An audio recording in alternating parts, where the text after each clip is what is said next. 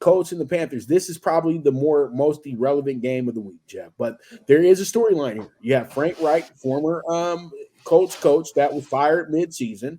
And then you have Bryce Young, a guy that the Colts could have moved up for, but they decided to settle for Anthony Richardson because they saw the Cam Newton, Patrick Mahomes effect with that, and they didn't want the safe situation with Bryce Young. I still believe in my heart of hearts that Bryce Young should be in Indianapolis with the Colts, and they would probably be 5-3 instead of 3-5 at this point because he's the right type of quarterback for their situation. Because I really feel bad for the Colts because the Colts actually have the best roster in the South. They do.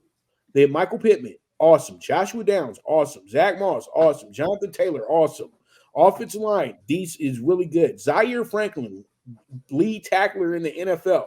Do I need to go on about this Colts team? This Colts team is the most under the radar team in the NFL. Why? Because they have a bad quarterback situation. Gardner Minshew, I know Jeff loves him. I like the guy too. But let's face it, he's a backup. Straight up, he's a backup. That's what he is. It's what he's good at doing, is being a backup quarterback. And we know that he's going to have a good shot against the Panthers. But once again, when teams get their first win of the season, now they got confidence, Jeff. Big confidence. And they got the win at home too.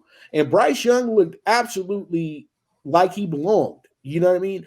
But he's looked like he belonged all season. It's just that he got a bad group that he plays with.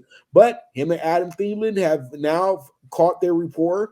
Hayden Hurst as well, too. Terrence Marshall has played some pretty good football. And then you're possibly going to get some things from Mingo as well, too. So, now you look at this and you tell yourself, okay, it's a new month. It's a new time. Let's see what we can do. And I like the Panthers going into this game, and I'm going to take the Panthers with the plus 125. Jeff, what are your thoughts on this one, and who do you have winning or covering this game? I looked at this. I liked the Panthers last week, and I like everything you said about the Colts because it's true. And don't forget, Anthony Richardson will be back next year. And quick note, Coach Vrabel has come out and says expect Will Levis to start on Thursday at Pittsburgh. But I'm looking at this game. It's the Jekyll and Hyde Colts, which – Gardner Minshew shows up. I'm following your lead. What we do here, we got the Panthers. We bought the hook. We took them up to 3. My true number is 2.5 with a 45.5. Expecting a lot of points here. I think, we got that classic 23-20, maybe 24-20. I'm going to go 24-23 Panthers. How's that, Pops? I think they not only cover, I think they get their second win, Pops. Yeah, I'm feeling that too, man. I think that they get their second win. It's going to be once again, this is going to be an over bet to the Colts, and Colts are not an over bet. Colts are better when it's a 50-50 situation, 55-45, something like that. But when you put them in a situation where everybody going to go 80, 20, 70, 30 on them, nope. I'm okay. I'm straight. I'm fine.